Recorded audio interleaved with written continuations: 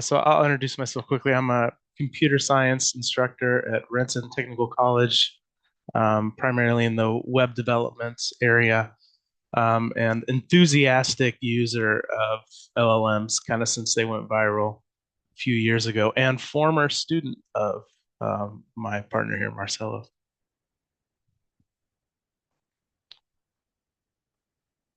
So let's go ahead and get started here.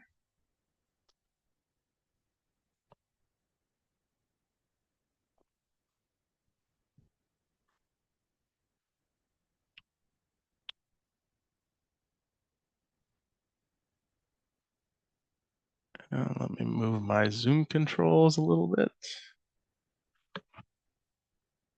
All right. So we just want to talk a little bit first about how we got here. Not going to go real in depth with how generative AI works, but a little bit. We're going to get a little bit into how that works, and then hopefully we could build a few things together here as a group, and then wrap up with a use case that I had for a year ago or so, where I really used a ton of generative AI, and it let me do things that I just wouldn't have been able to accomplish in the time frame that I was given previously. So I'd kind of like to open with something familiar here, something that we're all pretty comfortable with. We've all used this kind of application, some sort of navigation app, trying to figure out how we get from one place to another. And in this example here, I've just gone between two places in Renton. This is not at the given date. I'm asking, what's the best way to get from point A to point B at some time in the future?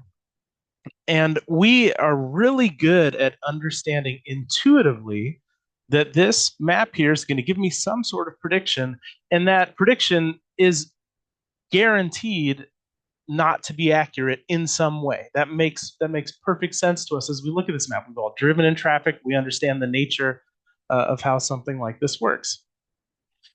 Now, when we move into the world of LLMs, it gets a little bit more challenging for us to differentiate and understand the fact that this is just a model making a prediction, that nothing is guaranteed.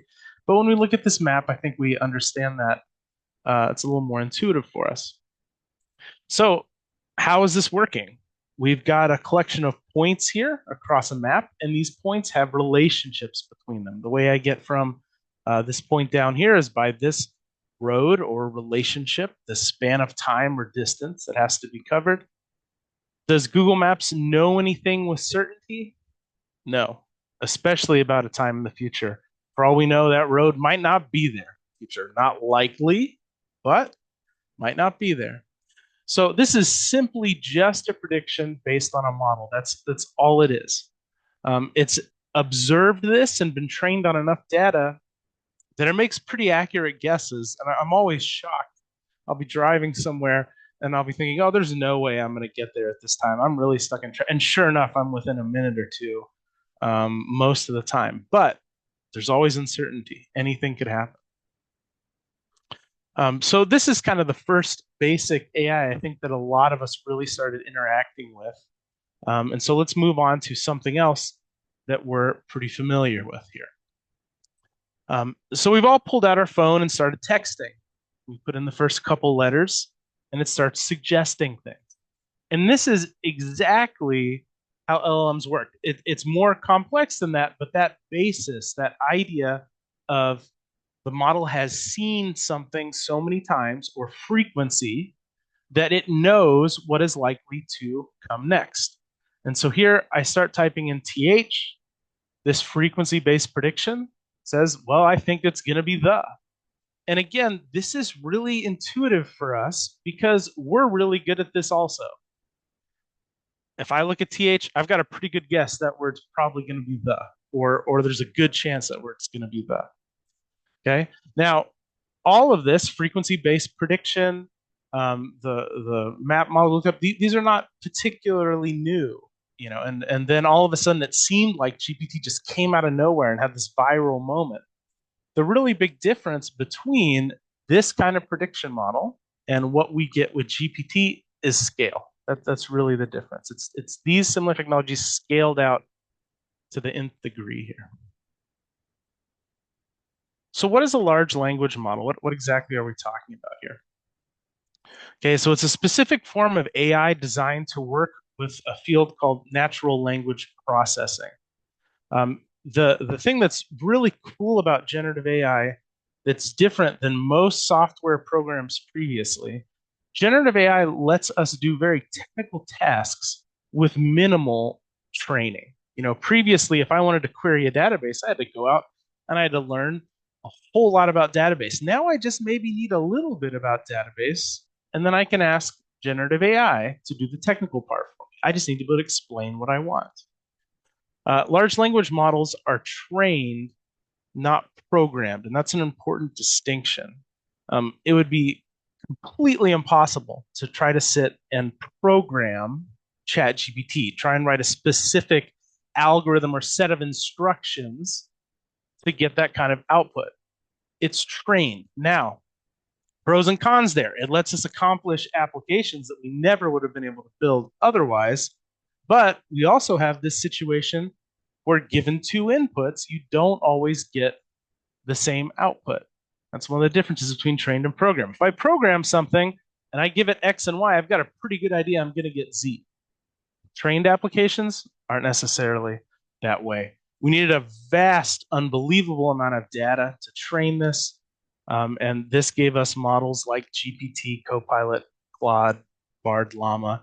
And most of the new AI applications that you are going to see that have launched in the last year or two are really just reusing this handful of models right here. And the overwhelming majority of them are just using GPT. In fact, Copilot is just using GPT. So LLMs operate on tokens. What is that? Well, the easy definition that's going to get you the right 90% of the time is just think of a token as a word. There's a little bit more to it than that, but just think of a token as a word. And a token will have associations or relationships with other tokens. Some associations are going to be really strong.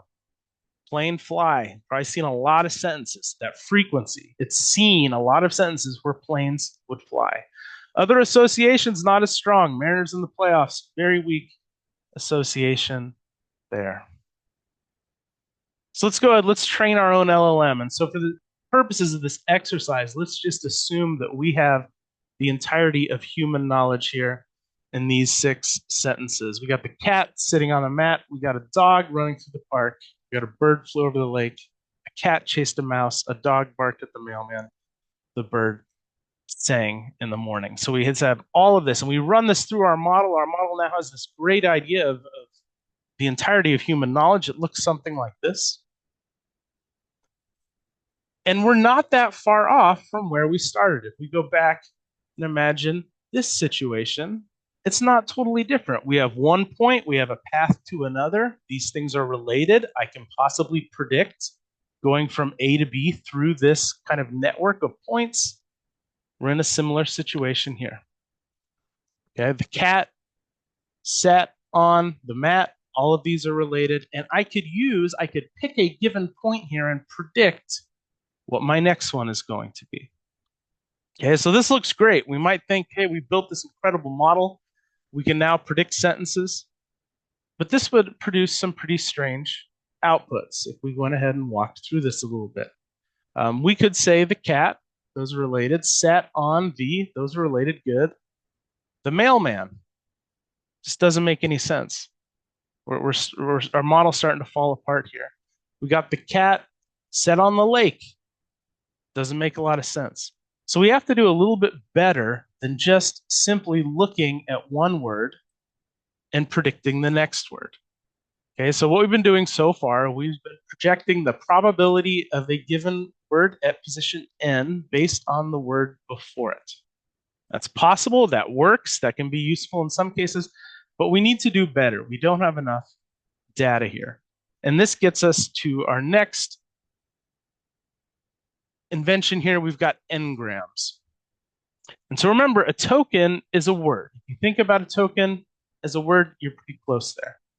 And so instead of just considering the previous word, the word at n-1 and the word at n-1 only, we're now going to consider as many as we can here, n-1, n-2, n-3. And if we go back to our previous model here, if I go back and I start considering more and more words in my projection, now the cat set on the mailman's no longer a valid sentence. Why? Because I went all the way back. I wanted to project Matt. I looked at the, on, sat, cat. I was able to consider all four of these to make my projection. Okay, so now we're taking in considerably more data. It's computationally more expensive, for sure, but now we're getting more accurate results. Now, we're still not at the magic of ChatGPT yet. What really changed this and what really took this from just something like predictive text or something like Google Maps and turned it into what we're used to is this magic called the transformer. Now, what the transformer does at its core, we're not going to get into the math of the transformer. It's a little too in-depth for what we're doing today. But what a transformer does is it lets us assign weights to keywords. Okay, each token, each word is converted into a vector, and that gives us a line of best fit. And where this gets a little complex is these lines, it's a line that's existing across many dimensions. So it's not just a one-dimensional line or a two-dimensional line. So it's tons of different dimensions. They're hard to visualize. But we can then take that line, that vector, and compare it to all other lines with that very similar, exact same layout across those multiple dimensions. And because of that, it allows us to uncover certain keywords or hidden context. So one of the things that we just couldn't do with n-gram models, translation was really tough with n-gram models. And that's because languages don't translate one-to-one. Every word doesn't have an exact one-to-one equivalent. In other words, rhyming, n-gram models, rhyming is a really complicated process if you think about it. For all of a sudden, we have this one word that is more important than almost everything else in the sentence because it has to rhyme, right? And it has to. How would an AI model know what a word sounded like to pronounce it, to rhyme it? Well, it's based on frequency. It's seen this enough times where it knows what we're talking about. And it really unlocked this world of context, meaning that it understands that a word can have different meaning based on the words around it. So we're looking at an advanced algorithm that handles context really well. We can assign value to a given word. And it got really good at summarizing material, answering questions. What is the main text? Or my favorite question that I've ever asked ChatGPT is, I didn't understand that. Can you explain that more simply? That's my favorite word to ask it. I ask it that all the time. So this is just kind of a fun slide here to take a look at. This was a GPU. Now these market prices aren't quite there. I think I'm probably about 25% higher, but they still aren't cheap. This is a GPU, similar type of GPU that would be used to train GPT. To train GPT-3, it would have taken this single GPU over 300 years. The supercomputer that trained GPT-4 has 10,000 of these. When we talk about the number of parameters and the number of variables going into these machines, GPT-3 has 175 billion. GPT-4, we're looking at 1.7 trillion. So when I say the difference between that and this is scale, this is the kind of scale that I'm talking about, and we're just getting started. And then I will pass it over to Marcelo here. Any questions about that?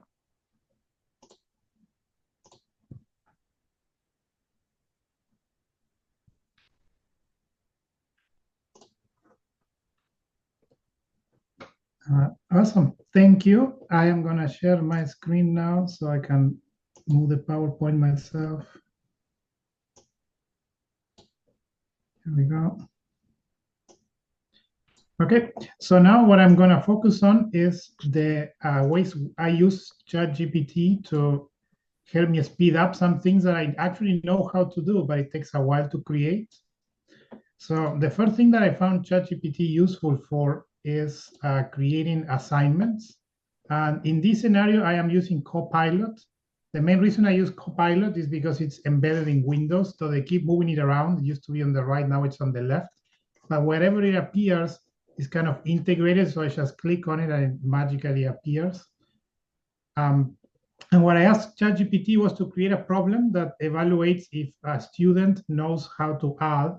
And one parenthesis here is that if you read the way I put the prompt, there is a ton of problems here, like know is misspelled, a student is in the incorrect tense.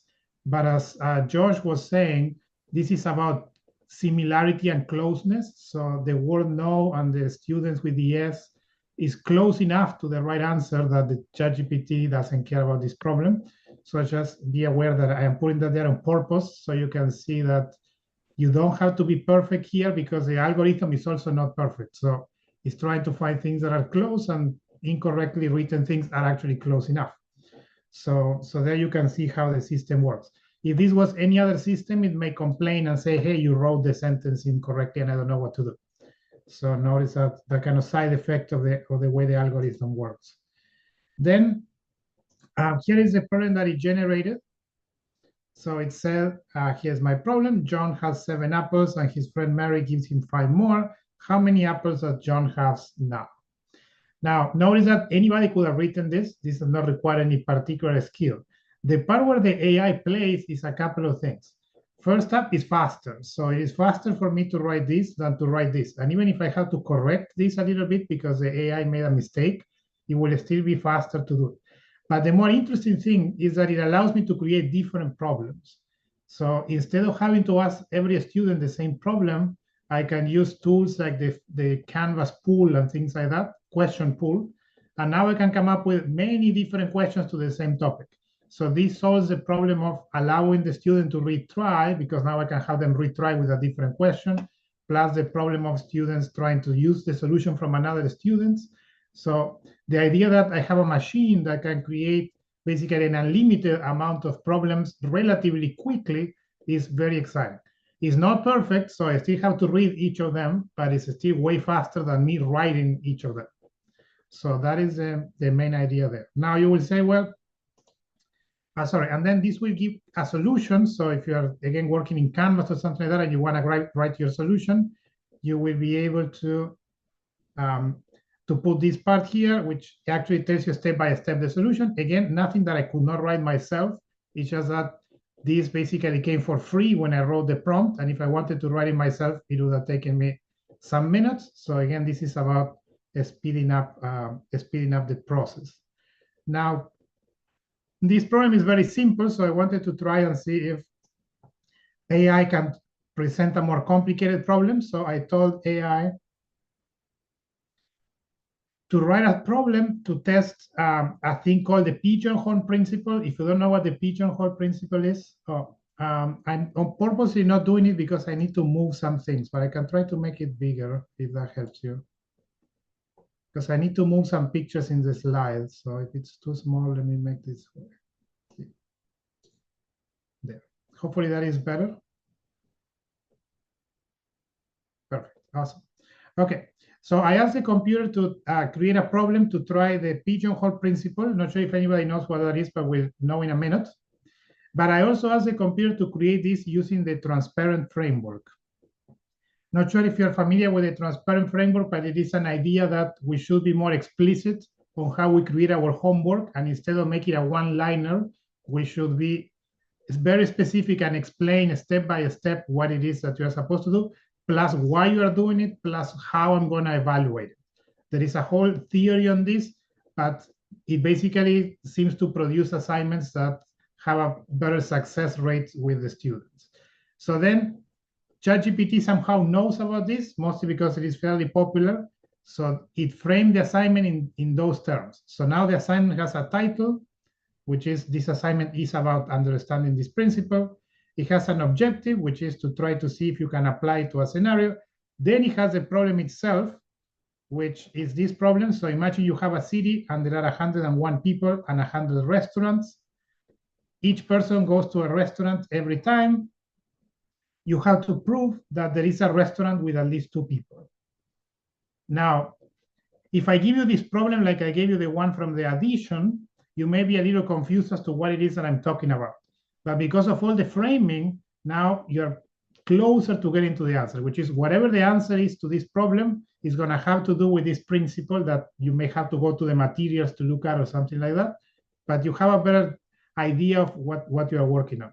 Again, the tilted assignment or the transparent assignment is not a ChatGPT thing. It's just that if I combine the fact that ChatGPT knows how to create assignments and the fact that it knows what a transparent assignment is, then those two playing together produce a nicely written assignment. And then it will also tell me what are the guidelines of how you solve this problem. So first up, you need to understand what the problem is trying to say with the people and the restaurants. Then you're going to apply the principles. So you're going to apply this to the scenario. And then you're going to have to write what the application was. So try to write a concise application of the thing. And then we also tell you how we evaluate this. And it's going to be evaluated based on whether you understand what you were asked, whether you do it correctly, and whether I can understand what you wrote in your statement. Okay. Once again, nothing that I will not be able to do if I sit down and write it. It's just a matter of speed. And imagine I want to create like 20 of these, so each student gets their own. It will be fairly tedious even if I copy paste to write so many. So speeding it up goes well. If I really want to do it my way, I can still write the first one and then tell ChatGPT to create 19 more of the same problem. So you don't actually have to start from a ChatGPT problem. You can start from your own problem. But basically, this idea of creating more plays there. And that was the criteria. Okay.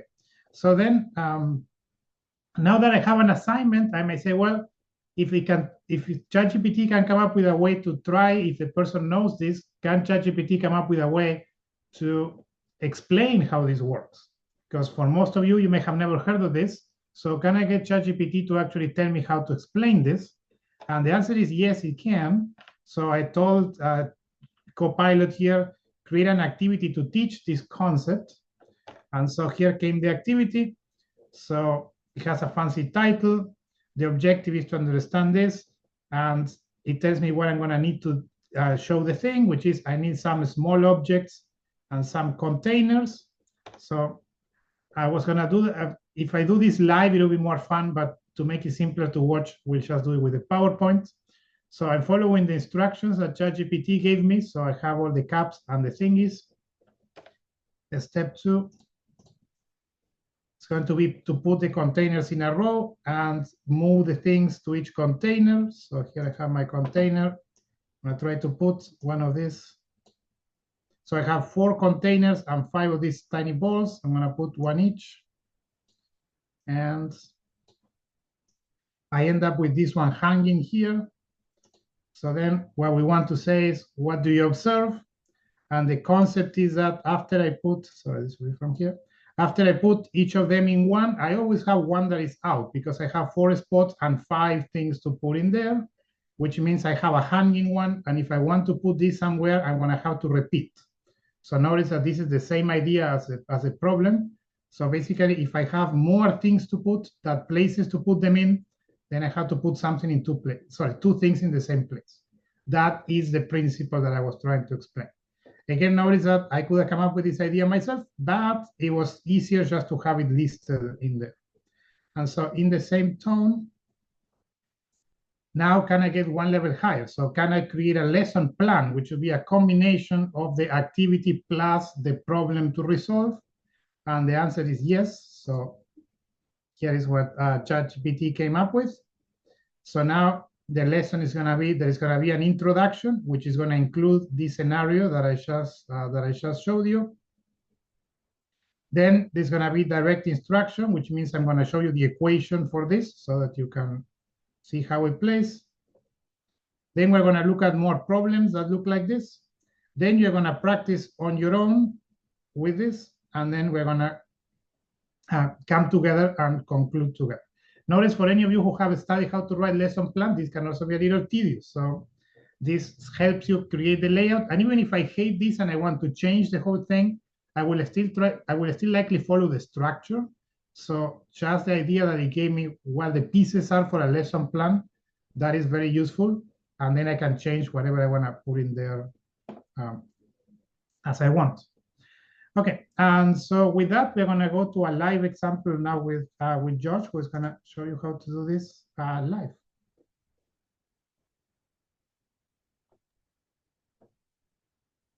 Okay. See if I can. There we go. 1 second. Just moving some windows around.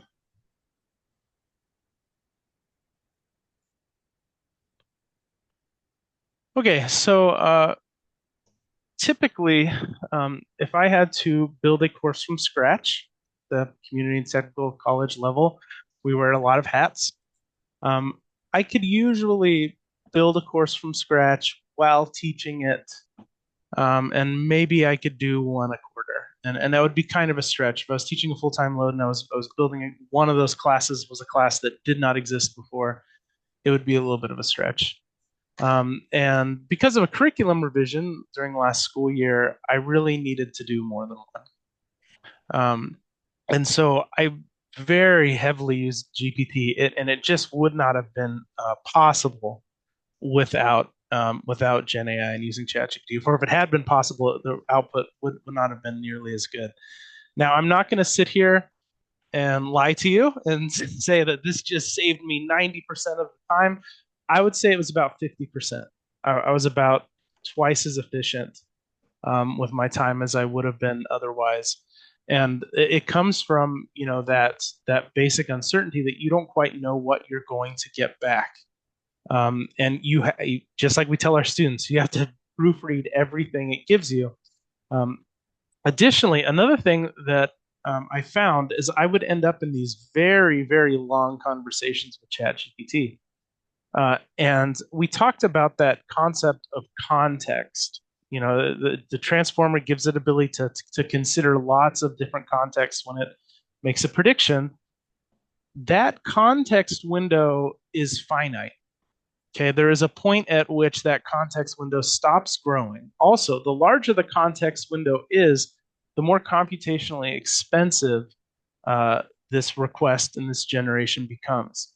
So if I found myself frequently, if I was in a 2 hour long conversation with ChatGPT, a lot of times I'd have to just pull whatever my most recent output from it was and start a new conversation because of this problem where context grows and becomes very, very large.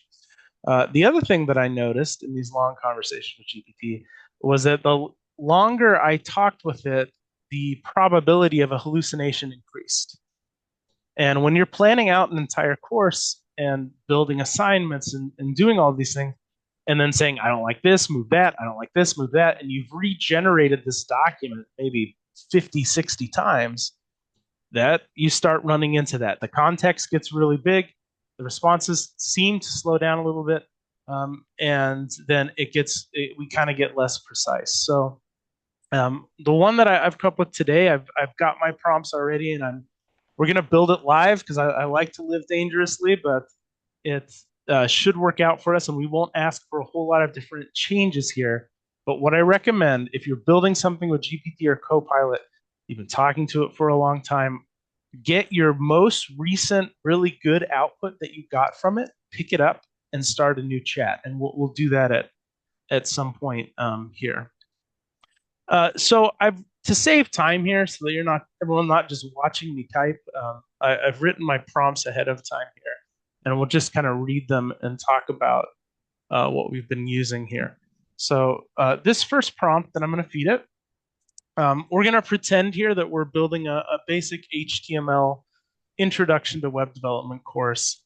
And so my prompt here, you're an expert web development instructor who generates content-rich and easy to understand web courses. You'll be assisting me to generate a course outline based on the materials I provide, outline the topics to be covered each week, and organize the course into logical order for ease of understanding. When you're writing a prompt, what you really want, you're taking the model and you're getting it into the right context. And what I mean by context is collection of words. If we think back to that example that we had with plane and fly, right?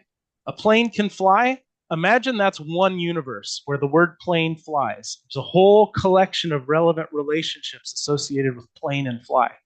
There's a whole nother universe where a plane is a mathematical structure. And there's a whole separate collection of tokens there. And then there's a whole nother universe where plane is misspelled and they meant ordinary. They meant that word. That's its whole other universe. And so when you're giving this thing its prompt, okay, what you're doing here is you're making sure you're in the right universe of tokens. Okay, you're in the right collection of relationships. The other thing I always make sure to do in my prompt is I want to give it a role. Tell it what you want. And the one this is kind of the one I default to. I tell it it's an expert in whatever field that I want it to tell me something about.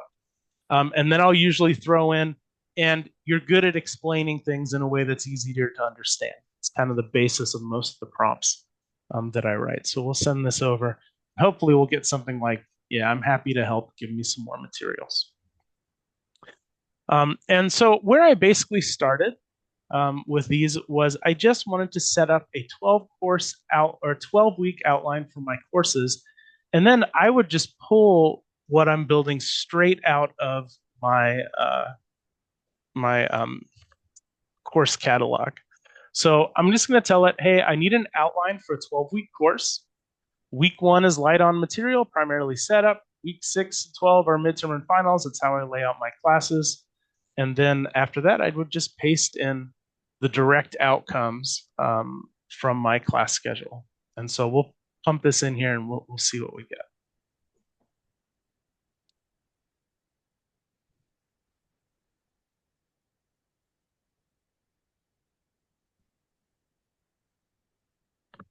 Let's see if I can. Should I zoom in more or less? How is that? Are people able to read that? We don't have to read all of it, but okay. All right. So pretty close, and it started firing out topics at me. And where I spent the most of my time when doing this was rearranging, saying, I don't want that in week 1. No, we're not going to cover this topic. Shift this over to week 5. I don't like the order of this. No, we're not going to talk about topic Z, and that's where most of the work was came in with this. And so when you're going through that process and you're regenerating this form over and over again, that's where kind of strange things can happen. So what I recommend that you do, we'll just pick something. We'll say, let's just say I want to talk about multimedia in 5. And let's try that out. I want to cover multimedia in week 5. Instead, let's talk about animation in week 4. And we'll see what GPT gives me here. Now, this Copilot is regenerating the entire document time. You will not always get this. Depending on the AI model you're using, a lot of times it will tell you, it'll just output the weeks that have changed. It won't output the whole document again. And there's a trade-off there. When I don't regenerate the whole document, that does kind of reduce that context. However, if I'm just wanting to copy and paste and pick up this whole thing and put it somewhere, maybe I want it to regenerate the entire document each time. So let's go ahead. Let's see if it did what we wanted. So week 4, we've got our animations. We moved multimedia to week 5. And every time you make one of these changes, don't trust any of the output from this thing. It might have picked something up from week 5 and removed it to make room for it. And so spending time and making this match the exact order that you want to do, there's some time there. But the incredible benefit here is it never gets writer's block. It gets you past that blank page with the cursor blinking. So let's just assume that we have this exactly the way that we want it. It's a little bit simple here. Okay, it just kind of said, well, 1 or 2 topics. And so one of the things that I really recommend that is worth doing whenever you're trying to get output from a model like this, I found that it was a lot faster if wrote one week or one section myself, kind of how Marcelo was mentioning.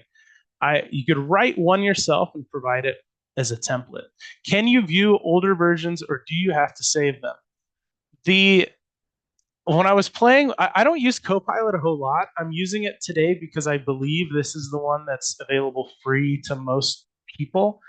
Um, and I'm logged in with my students or with my instructor account here, and I don't see a way to have a history of all the chats I've ever had with it. So your mileage may vary there. GPT, I know if you have the paid GPT account, which is the one I use most of the time, it actually has a tab of everything I've ever asked it. And I can go back and jump to each version.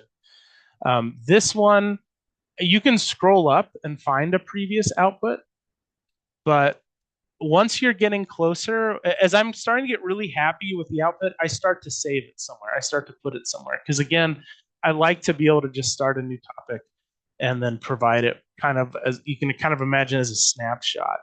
Um, but yeah, they some have a history, some do not.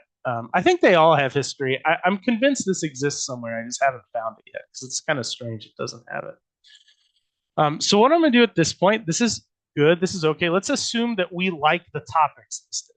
Okay, let's say that they nailed the topics. So that takes a while. So what I'm going to do, I'm going to go ahead and I'm going to provide an example of how I want it to look, and then ask for it to update the entire presentation. So say, provide a more in-depth outline, suggest some possible assignments for each week. For example, I would like week one to look like this. And then I've spelled out exactly what I want here. And so let's update it. So now we've given it a template of what we want each week of our outline to look like. Let's see how it does.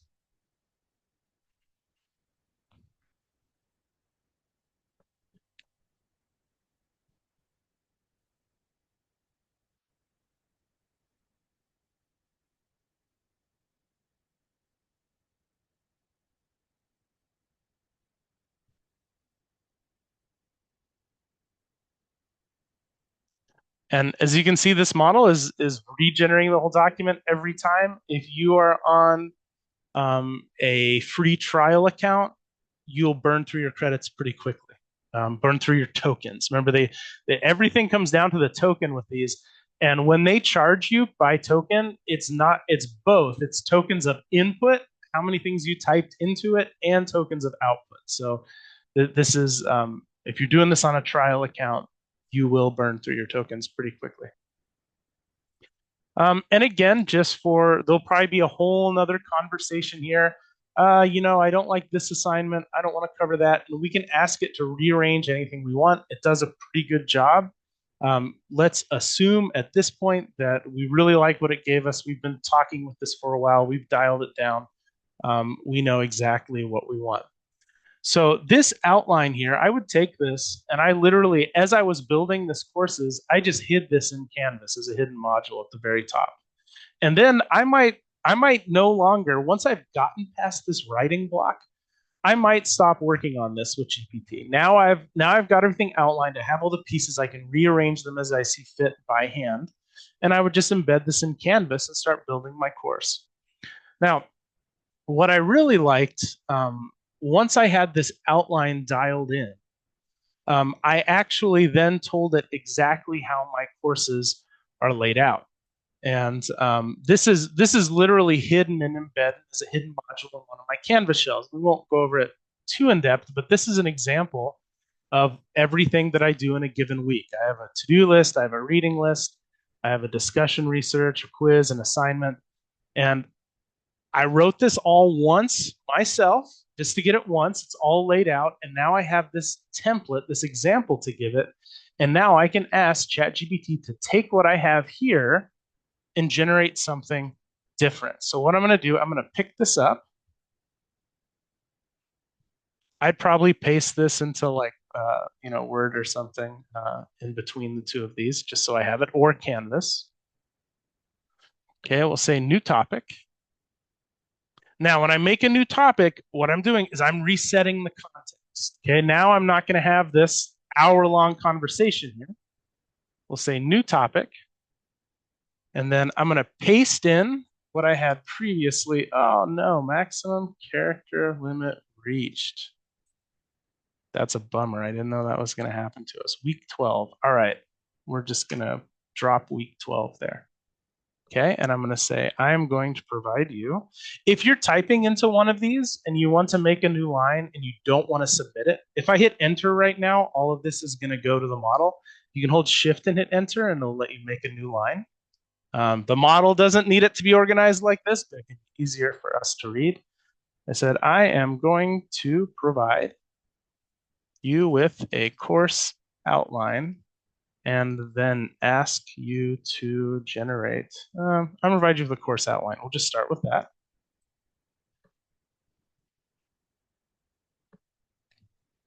Didn't specifically ask it to add to it here, but it's going for it anyway. And say, using this provided course outline and this template, suggest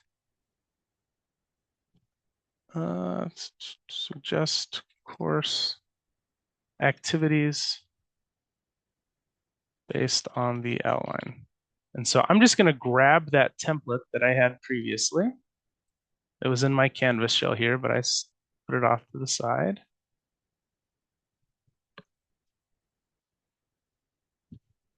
Shift enter, and then we'll paste this in here. This is from a different course, but it has all of my materials here laid out how I like things to be.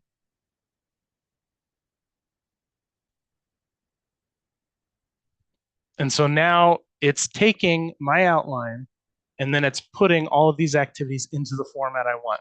It's giving me a weekly to-do list, my weekly reading list.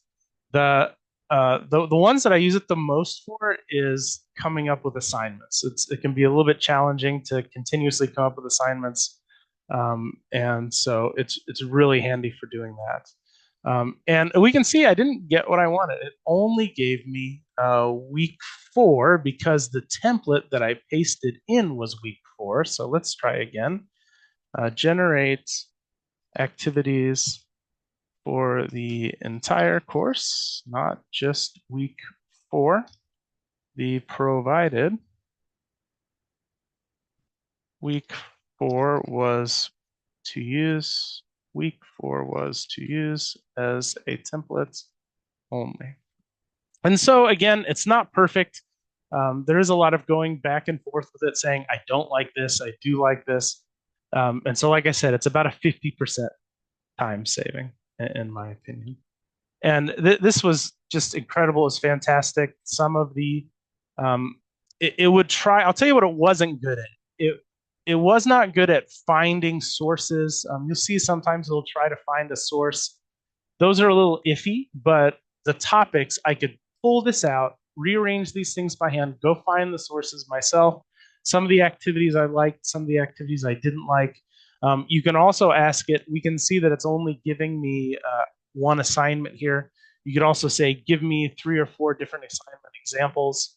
And as you're going through this process, don't be afraid to just pick this thing up, put it somewhere else, because the longer you're in these conversations, it does get a little bit more complex.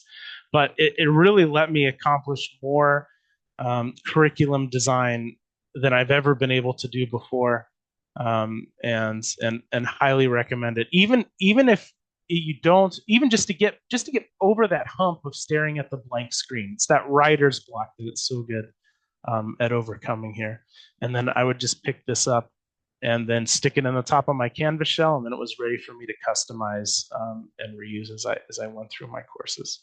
So really, really powerful tool for curriculum design. Any questions about how we did any of that?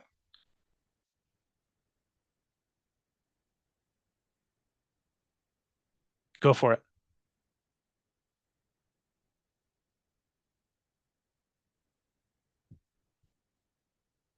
So I have a question about how you um, explained what was wrong with the results you were getting.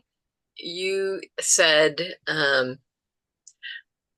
create a new one using this template for all of the weeks. That was just for an example. That week 4 was just an example. How Mhm. important is it to tell it that was just an example? Like Yeah, you're really I treating it like a person that way to give the explanation. yes, and I've so really where I really messed up was when I pasted in my example here. Let's see what I said. I said using this provided course outline and this template suggests course activities based on the outline. So I should have been more clear here. And yes, that is very important to say. What I'm giving you is only an example. And I've had times before where I was trying to do something like this, where I was giving something that was supposed to be as an example, and then the model got like just jumped over to what my example was, and I couldn't get it back off, and I had to start a new one. So that will happen. Again, it's these universes of tokens. And you're trying to make sure you're in the right universe. And if you jump off to another one, sometimes it's hard to get back to what you were wanting. So it is. I should have spelled that out and been a little bit more clear. It is that is very important to explain. This is just an example. This is just a template. This is not what I want. I want you to take this and customize it. And there's some wordsmithing there to be done for sure. How do you recommend writing on the syllabus? The syllabus was written with the assistance of AI. That is a fantastic question. So I haven't written my syllabus in AI. However, we've had a lot of conversations around that.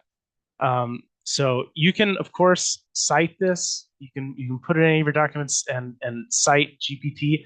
What's a little unclear, and maybe we could all learn together, one of the things I've been told when I cite GPT is I'm supposed to include the prompt.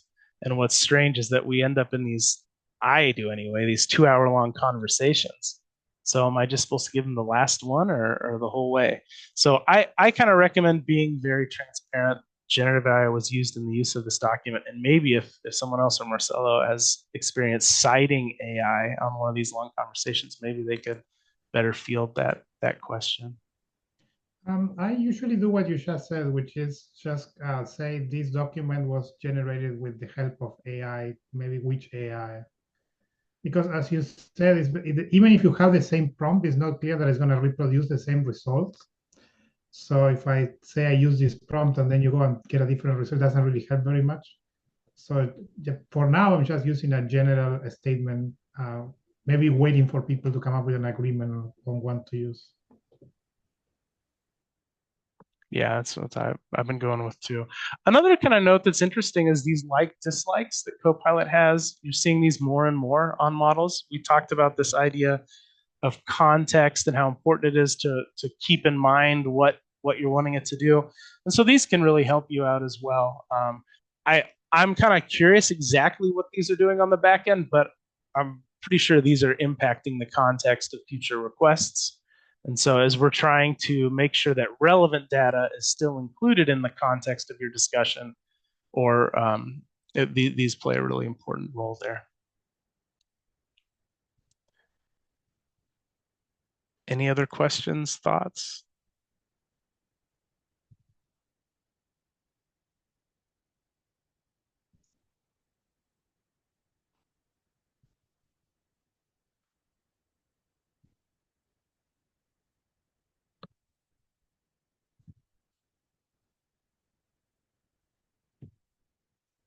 Well, hey, thank you for coming. Thank you for listening to our presentation here. I highly recommend this if you have a lot of curriculum to build, especially OER. Um, very very much helped me get through last year. It would have been impossible otherwise.